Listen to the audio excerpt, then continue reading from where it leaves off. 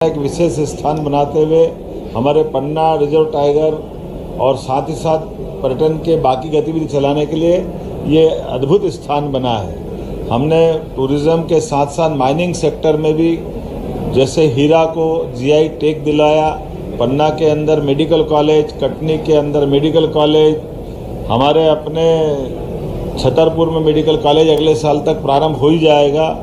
टीकमगढ़ का और सारे क्षेत्र के दृष्टि से एक एक करके हर क्षेत्र में school, college, medical college, hospital, उद्योग धंधे के दृष्टि से कई सारी सौगातें कल हमारी कैबिनेट में भी आने वाली है।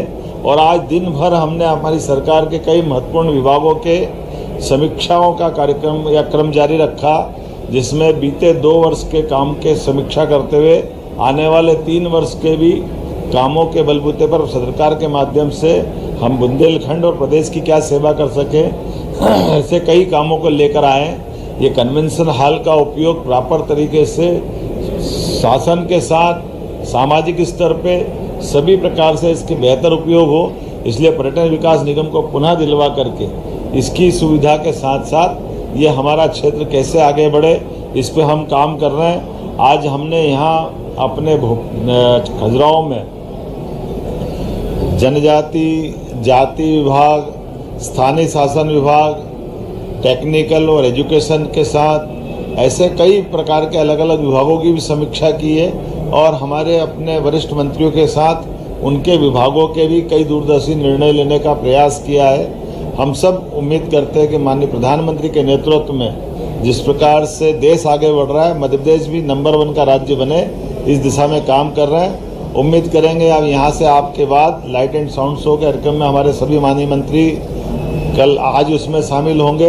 और ये जो हमारा प्रयोग हो रहा है कि हम अलग अलग क्षेत्र के विकास की दृष्टि से कैबिनेट भी वहीं जाके करें ताकि उस क्षेत्र को भी लाभ मिले, मंत्रीगणों को भी और जनता को भी, दोनों के बीच की दूरी आनंद के साथ एक दूसरे को समझने में भी समय लगे।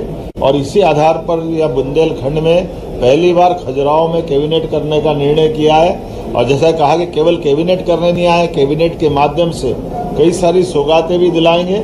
और कल से आज तक लगातार 3 दिन तक एक तरह से मैं खुद भी यहाँ हूँ और मेरे सारे माननीय मंत्रीगण इस पूरी मीटिंग और आयोजन में जुड़ रहे हैं। ये हमारे लिए सौभाग्य की बात है। मैं अपनी ओर से एक बार फिर आप सबका स्वागत करता हूँ और जनता के माध्यम से हमारी सरकार को जो सहारा संबल मिला था माननीय प्रधानमंत्री के नेतृत्व में, हम सब जन कल्याणकारी कामों में लगातार लगे रहें, इसी भावना के साथ मेरी बात पूरी होती है।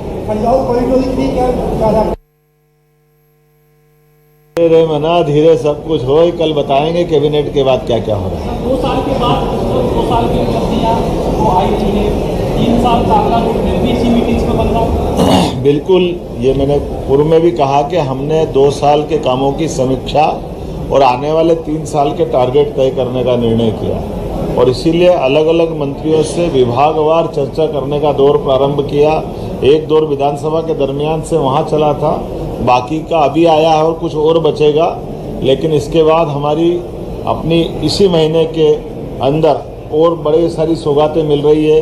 उदाहरण के लिए 21 तारीख को भोपाल में मेट्रो ट्रेन और कई विकास की सौगात भोपाल में दिलाएंगे। 13 और 14 तारीख के दिन इंदौर और भोपाल में कुछ अलग अलग कार्यक्रम होने वाले हैं। 25 तारीख को अटल जी की जन्म शताब्दी के समापन के साथ हम लगभग 2 लाख करोड़ के अलग अलग